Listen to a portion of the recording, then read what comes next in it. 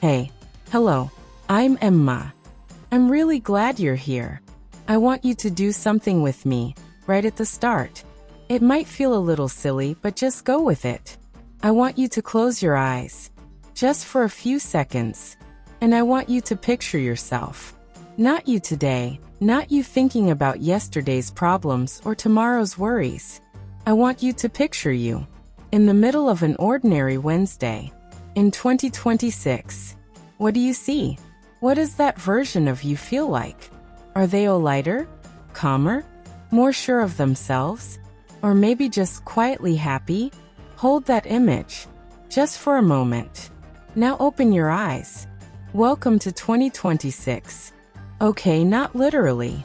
We're still here in the present. But that feeling you just had, that image you just saw, that is our destination. And this whole video, this whole conversation, is about building the bridge to get there. Not a bridge made of huge, impossible leaps, but a bridge built one small, steady, kind step at a time. A bridge that leads you to a 2026 where you are genuinely, deeply, focused on yourself in the most positive way. Now, I can almost hear the thought, focus on myself? But that sounds selfish. That's the first thing we need to gently put aside. This isn't about selfishness. This is about self-fullness. Think about it like this. You are the cup. You cannot pour water for others if your own cup is empty, cracked, or completely missing.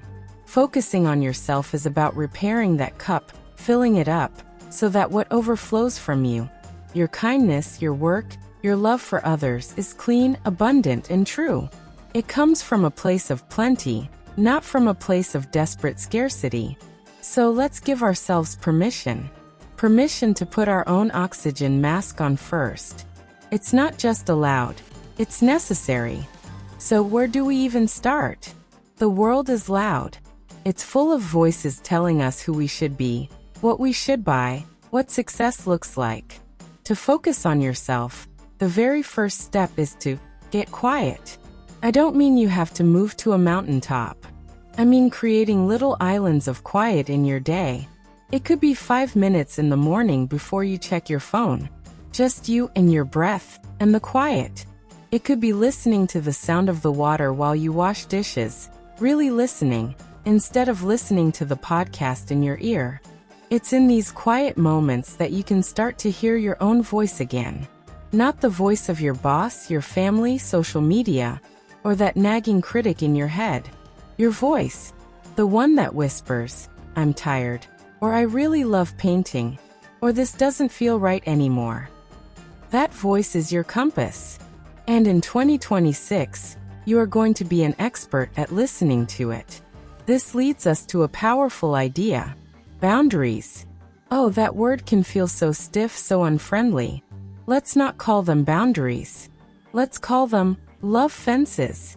Imagine you have a beautiful, peaceful garden. That's your mind, your energy, your time. A love fence isn't to keep everyone out. It's to clearly mark what is yours to tend. It's a sign that says, this is my garden. You are welcome to visit, but you cannot trample my flowers or throw your trash here. A love fence is you saying, I can't take on that extra project, because you are protecting your time to rest. It's you saying, I don't talk about myself that way, because you are protecting your self-respect. It's you turning off notifications after 7 p.m. because you are protecting your peace. Every time you put up a small, loving fence, you are sending a message to yourself. I matter. My peace matters. And what will you find inside these quiet moments and behind these love fences? Yourself. But maybe a version of yourself you've forgotten. This is where we play a little game. I call it the Curiosity Detective. Your job for the rest of this year and the next is not to judge yourself, but to observe yourself with friendly curiosity. Why did that song make me cry? Why do I feel so energized after I talk to that friend, and so drained after I talk to this one? What did I love to do when I was 10 years old, just for the pure fun of it? Follow these clues. They are not random. They are messages from your core. Try things. Did you used to love drawing? Buy a cheap sketchbook and just make marks. No pressure to be good. The goal isn't to become a master artist. The goal is to see what it feels like when you do it. Does it bring you joy? Does time disappear? That feeling is your guide. It's pointing you toward your own unique kind of aliveness. Now let's talk about a tricky word, goals. We often think of focusing on ourselves as a huge list of goals. Lose weight, get a promotion, learn a language. And goals are great. But what if for 2026, we focus less on the goal and more on the person achieving it? Who is the person who speaks Spanish fluently? They are probably curious, brave to make mistakes, and consistent.